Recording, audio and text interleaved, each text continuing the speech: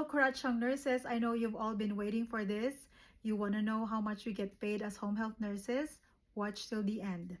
As I've mentioned in my other videos, we don't get paid per hour, we get paid per visit point.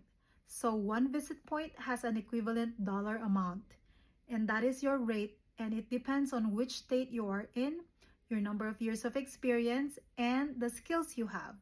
Across all agencies here in Maryland, what I know is that the average is around $55 to $60 per visit point. But if you have a lot of experience, it can go beyond that. It can go up to 75 to 80 per visit point.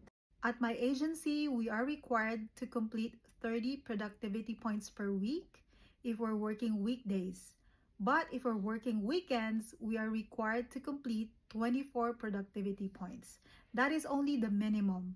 You can ask more if your agency and your census allows. So at this point, your scheduler is your best friend because the scheduler is the one determining how you're going to distribute your visits. Say if you would like one day of your week to be lighter, they can distribute it because, for example, you have a doctor's appointment. So again, your scheduler should be your best friend. Not all visits are created equal.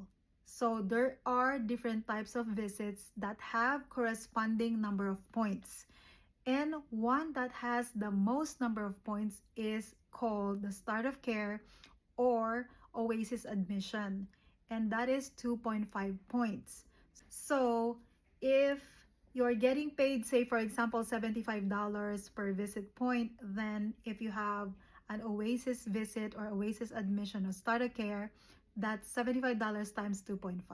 And if you want to know how much you get paid per week, just do the math. $75 times 30 points.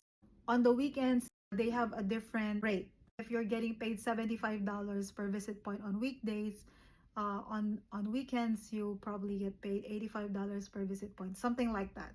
That is how it works if you're getting paid per visit points. But some agencies will also offer employees to be salaried. When we say salaried, you have a flat rate, which means that you get paid the same regardless of how many visits you've done.